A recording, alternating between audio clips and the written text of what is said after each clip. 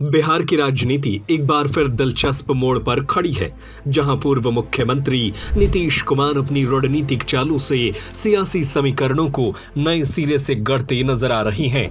भले ही अब राज्यसभा सांसद बन चुके हैं और उनकी सक्रियता दिल्ली की राजनीति में भी अपेक्षित हो, लेकिन उनके ताजा संकेत साफ बताते हैं कि उनका दिल और दिमाग अब भी बिहार की राजनीति में पूरी तरह रमा हुआ है। नीतीश कुमार ने स्पष्ट कर दिया है कि वे दिल्ली में सीमित समय ही बिताएंगे और उनका मुख्य फोकस बिहार रहेगा। यह निर्णय सिर्फ व्यक्तिगत प्राथमिकता नहीं, बल्कि एक सोची समझी राजनीतिक रणनीति का हिस्सा माना जा रहा है, खासकर तब जब उनके पुत्र निशांत कुमार भी सक्रिय राजनीति में कदम रख चुके हैं।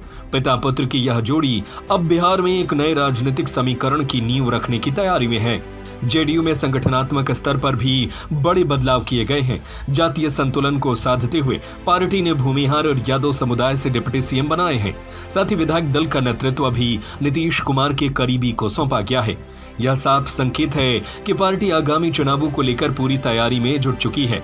पार्टी बैठकों में 200 विधानसभा सीटों पर फोकस करने का लक्ष्य तय किया गया है, जो जेडीयू की महत्वाकांक्षी रणनीति को दर्शाता है।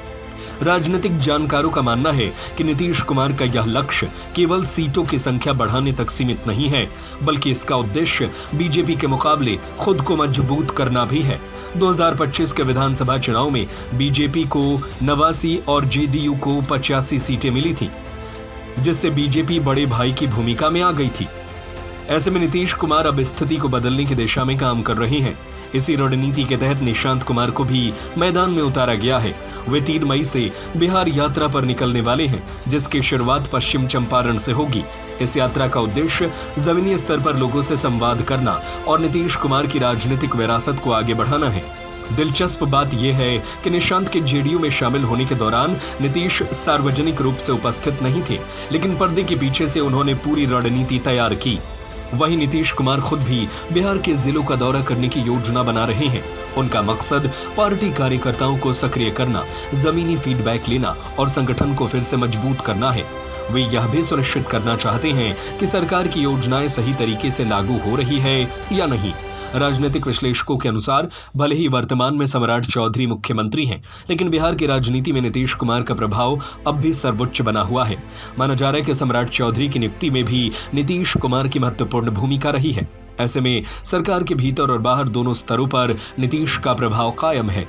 कुल मिलाकर बिहार की राजनीति में एक बार फिर से नीतीश कुमार केंद्र में आ गए हैं। दिल्ली और पटना के बीच संतुलन बनाते हुए वे न केवल अपनी राजनीतिक पकड़ बनाए रखना चाहते हैं, बल्कि अपने उत्तराधिकारी के रूप में निशांत कुमार को भी स्थापित करने की दिशा में आगे बढ़ रहे हैं। आने वाले समय में पिता पुत्र की यह जोड़ी बिहार की राजनीति में किस तरह का नया अध्याय लिखती है, इस पर सभी की नजरें टिकी हैं।